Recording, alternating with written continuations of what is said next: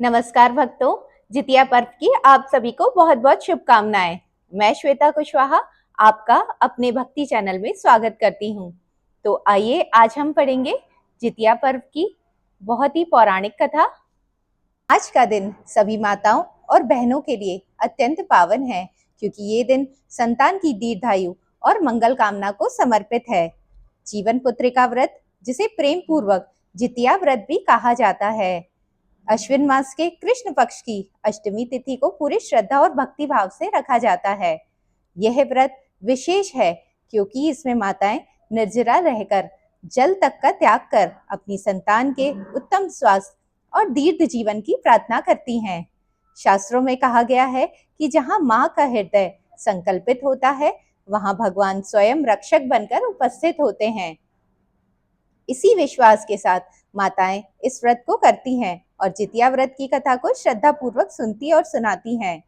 ऐसा करने से संतान के जीवन में आने वाले संकट दूर हो जाते हैं और उन पर सदैव ईश्वर की कृपा बनी रहती है। भगवान भोलेनाथ ने भी माता पार्वती को जितिया व्रत का महत्व सुनाया है और ये बताया है कि यह जितिया व्रत क्या है और इसे करने से कौन सा फल प्राप्त होता है। इसे सुनने से ही जितिया व्रत पूर्ण होता है और जितिया माता प्रसन्न होकर स्त्रियों को सदा पुत्रवती रहने का आशीर्वाद देती हैं।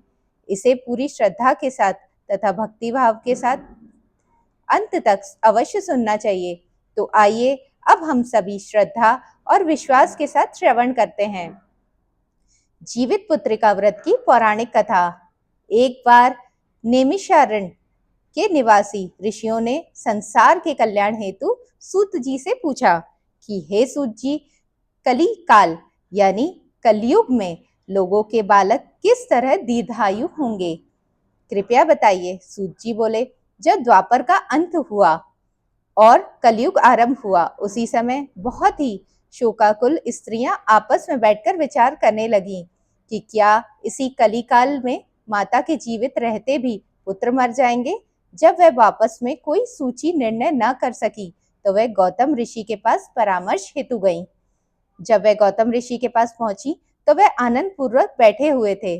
स्त्रियों ने मस्तक नमन कर प्रणाम किया। तत्पश्चात प्रश्न रखकर कहा कि हे प्रभु, इस कलिकाल में हमारे पुत्र किस प्रकार जीवित रहेंगे, कृपया समझाइए।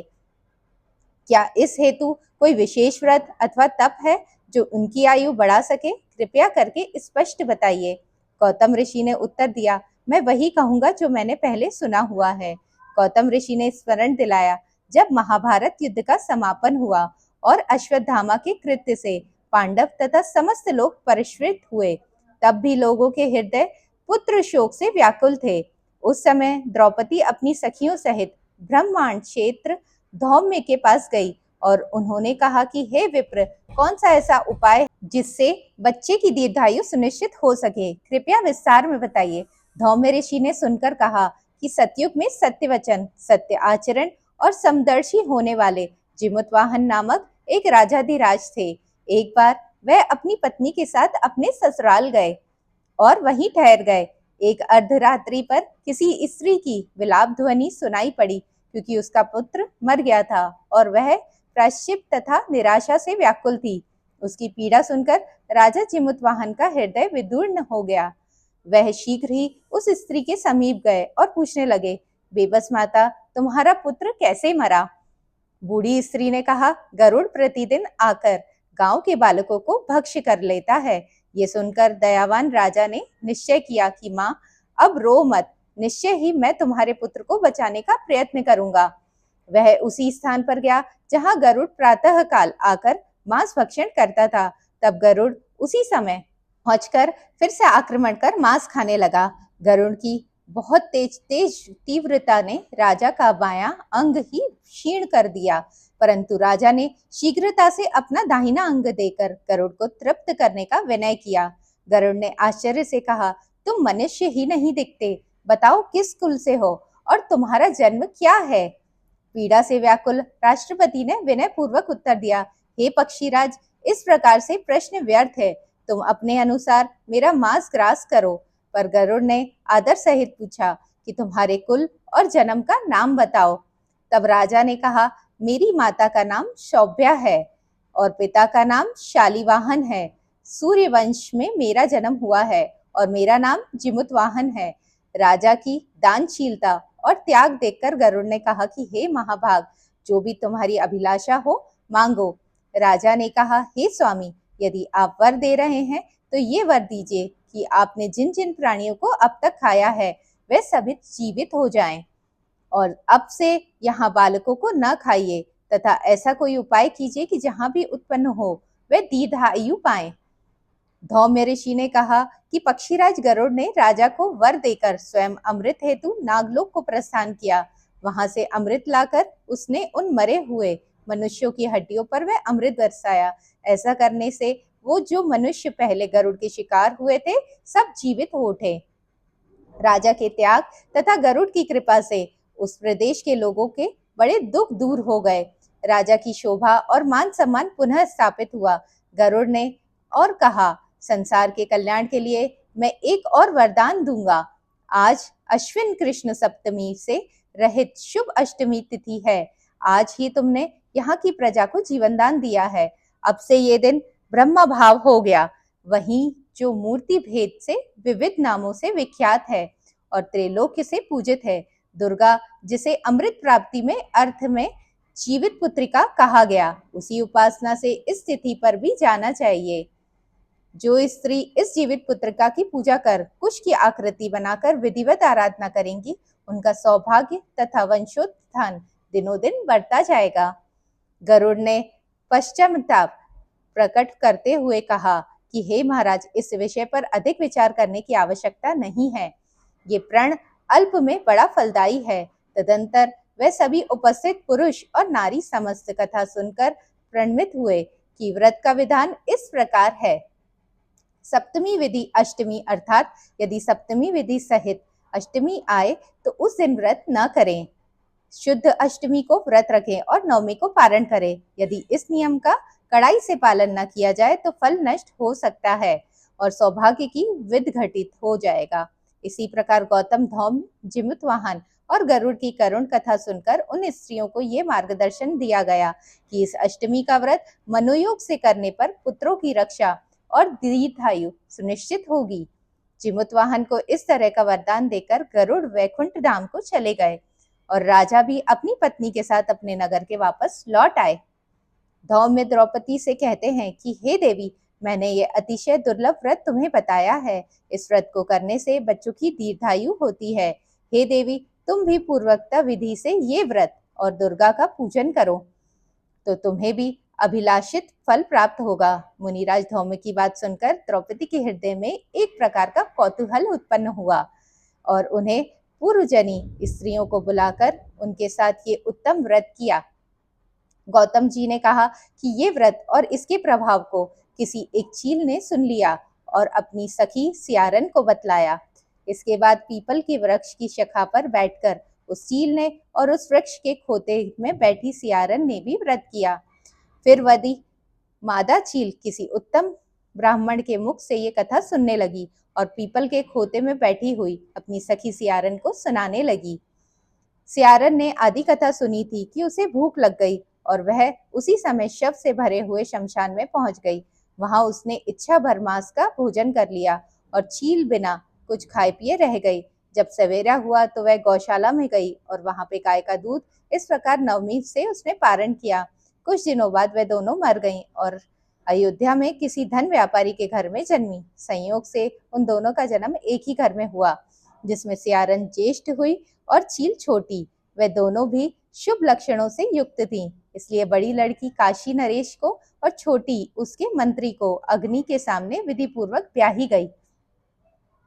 पूर्व जन्म के कर्मफल से वह मृगनयनी रानी हुई, किंतु उसकी संतान जैसे ही उत्पन्न होती वैसे ही मर। दूसरी ओर पूर्व जन्म की बातों का स्मरण करने वाली मंत्री की पत्नी ने अष्टवसु के समान तेजस्वी और 8 पुत्रों को जन्म दिया और सभी जीवित रहे। अपनी बहन के पुत्रों को जीवित देखकर ईर्ष्यावश राजपत्नी ने अपने स्वामी से कहा कि यदि आप मुझे जीवित रखना चाहते हैं तो इस मंत्री के भी पुत्रों को उसी स्थान पे भेज दीजिए जहां मेरे बेटे गए हैं, अर्थात उन्हें भी मार डालिए। ये सुनकर राजा ने मंत्री के पुत्रों को मारने के लिए कोई उपाय किए। परंतु मंत्री पत्नी ने जीवित पुत्रिका के पुण्य बल से उन्हें बचा लिया। एक दिन राजा ने अपने आदमियों से उन पुत्रों के सिर कटवाकर एक पिटारी में रखवाए और वह पिटारी मंत्री पत्नी के पास भेज दी, किंतु वे 8 सर बेशकीमती जवाहरात बन गए और वे 8 पुत्र भले चंगे अपनी माता के पास वापस लौट गए। उनको जीवित देखकर राजपत्नी को बड़ा विस्मय हुआ। अंत में वह मंत्री की पत्नी के पास आई और बोली, बहन, तुमने ऐसा कौन सा पुण्य किया है जिससे बार बार मारे जाने पर भी तुम्हारे पुत्र नहीं मरते? इस पर मंत्री की पत्नी ने उत्तर दिया कि हे राजरानी, पूर्व जन्म में मैं चील थी और तुम सियारन थी। हमने साथ साथ जीवित पुत्रिका का व्रत किया था, परंतु तुमने व्रत के नियमों को भली भांति पालन नहीं किया था और मैंने किया था। इसी दोष से तुम्हारे पुत्र जीवित नहीं रहते। अब भी यदि तुम यह व्रत करोगी तो तुम्हारे पुत्र दीर्घायु होंगे। मैं तुमसे सच सच कह रही हूँ। उसके कथा अनुसार रानी ने व्रत किया और तभी से उसके कई पुत्र सुंदर और दीर्घायु होकर बड़े बड़े राजा बने। सूत जी कहते हैं, सब प्रकार का आनंद देने वाला ये दिव्य व्रत मैंने बताया है। स्त्रियां यदि चिरंजीवी संतान चाहती हों तो विधि पूर्वक ये व्रत अवश्य करें। प्रेम से बोलिए जिमुत वाहन भगवान की जय। अब आइए श्रवण करते हैं चील और सियारन की जितिया व्रत कथा। नर्मदा नदी के पास कंचनवटी नामक नगर था। वहां के राजा का नाम मलय केतु था। उसी नर्मदा नदी के पश्चिम में बालू नाम के मरुभूमि थी, जिसमें एक विशाल वृक्ष की चील रहती थी। उसी वृक्ष के नीचे एक सियारन भी निवास करती थी। चील और सियारन दोनों ही पक्की सहेलियां थीं।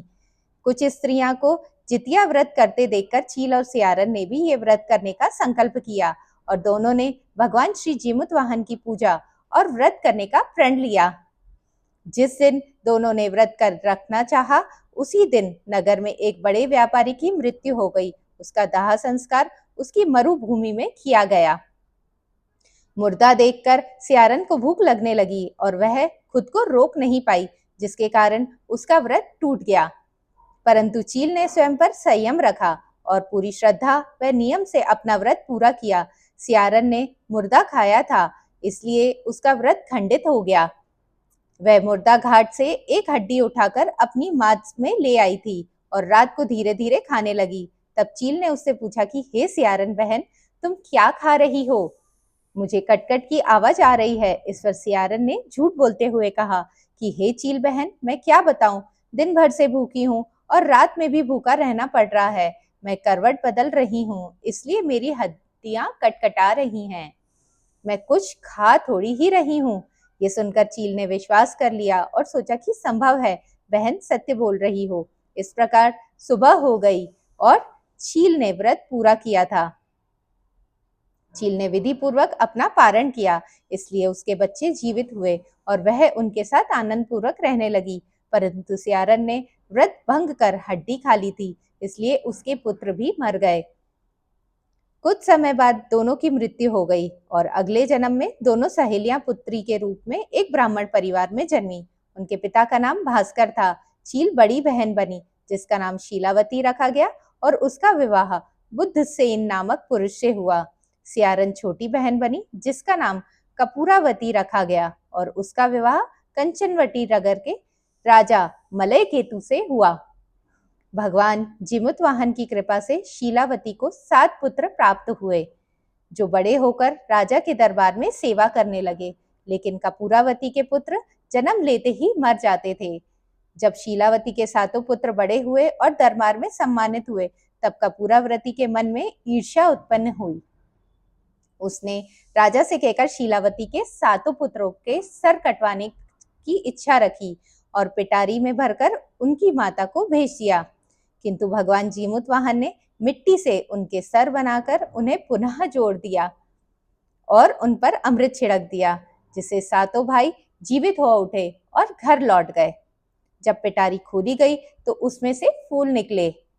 यह देखकर कपूरावती आश्चर्यचकित रह गई और व्याकुल होकर शीलावती के पास वहां 7 पुत्रों को जीवित देखकर वह स्तब्ध रह गई और बेहोश हो गई। होश आने पर उसने अपनी बड़ी बहन से सब कुछ स्वीकार किया। तब शीलावती को भगवान जिमुत वाहन की कृपा से अपने पूर्व जन्म की सारी बातें याद आ गईं और उसने अपनी बहन कपूरावृति को सत्य बताया। यह सुनकर कपूरावृति पुनः बेहोश हो गई और मृत्यु को प्राप्त हुई। राजा ने उसकी अंत्येष्टि उसी वृक्ष के नीचे की जहां वह दोनों पूर्व जन्म में रहती थी। शीलावती इस जन्म में भी अपने पुत्रों के साथ सुखपूर्वक जीवन व्यतीत करती रही और वृद्ध अवस्था में भी भगवान को प्रिय होकर देह त्यागी। अगले जन्म में सियारन पुनः जन्मी और उसे अपने पूर्व जन्म की सारी बातें याद आ गई।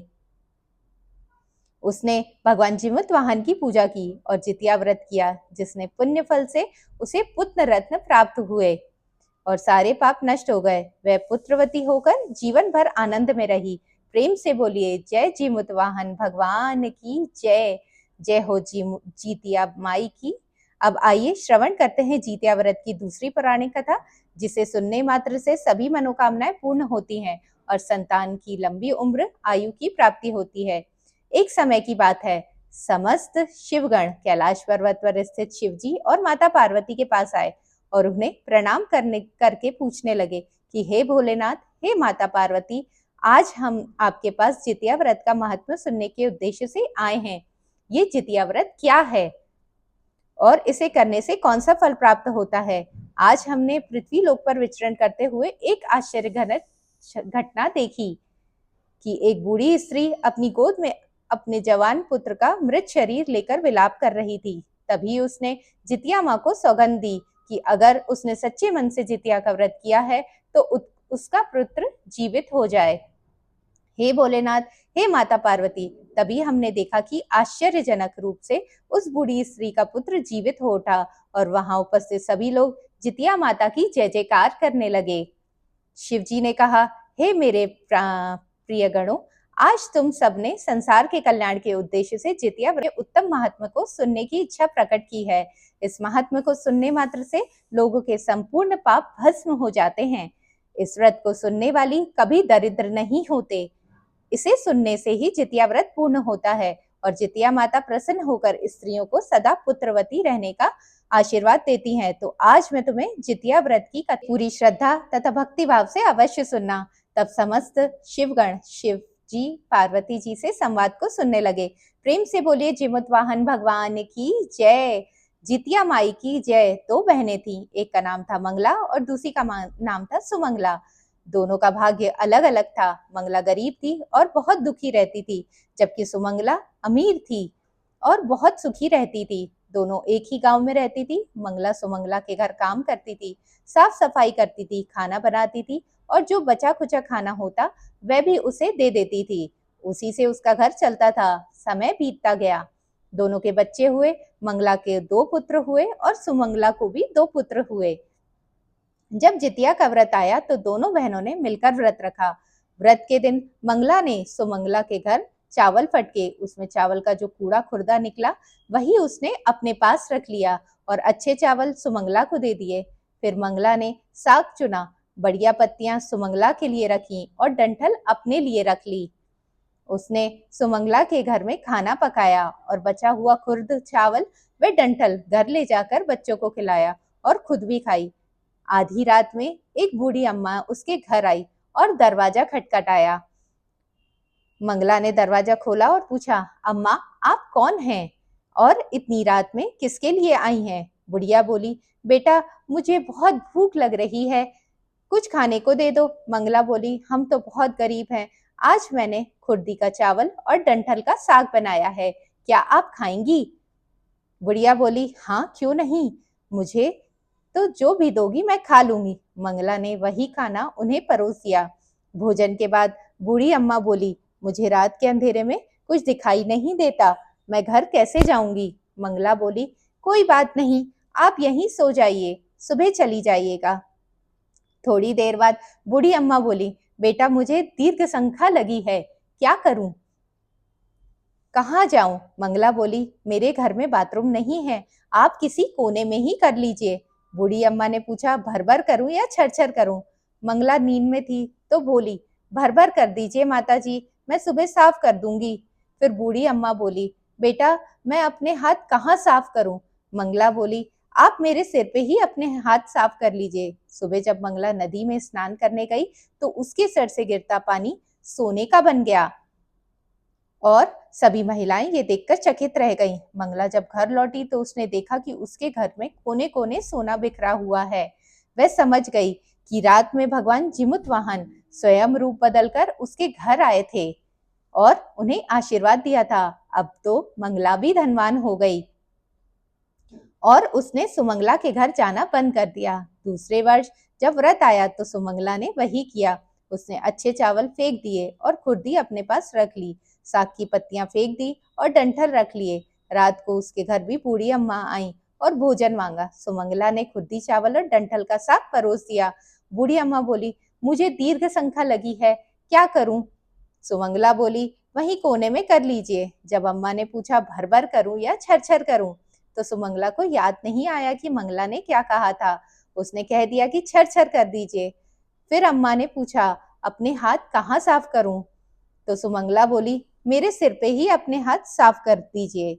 सुबह हुई तो सुमंगला का पूरा घर गंदगी से भरा पड़ा था। उसके सिर से गंदगी लगी हुई थी। वह दुखी होकर मंगला के पास गई और बोली कि मंगला, तुमने मुझसे झूठ कहा है और मेरा घर गंदा करवा दिया। मंगला बोली, तुमने गलती की है, मेरे पास तो कुछ था ही नहीं, इसलिए मैंने सच्चे मन से पूजा की और भगवान जिमुतवाहन की कृपा से तुम्हारे पास सब कुछ होते हुए भी तुमने लालच किया, इसलिए तुम्हें यह फल मिला। सुमंगला को अपनी गलती का पश्चाताप होने लगा और वह रोते हुए घर लौट गई। प्रेम से बोलिए जय हो जितिया माई की जय, जय हो जिमुतवाहन भगवान की जय। जिस प्रकार आपने मंगला को आशीर्वाद दिया उसी प्रकार सबको आशीर्वाद देना और जैसा फल सुमंगला को मिला वैसा किसी को न देना। प्रेम से बोलिए जय श्री हरि विष्णु हर हर महादेव। ऐसे ही रोचक और आध्यात्मिक वीडियो के लिए चैनल को सब्सक्राइब कीजिएगा। अगर आपको मेरी वीडियो पसंद आई हो तो चैनल को सब्सक्राइब, लाइक और कमेंट में जरूर लिखिएगा कि हर हर महादेव। बोलिए जिमुतवाहन भगवान की जय।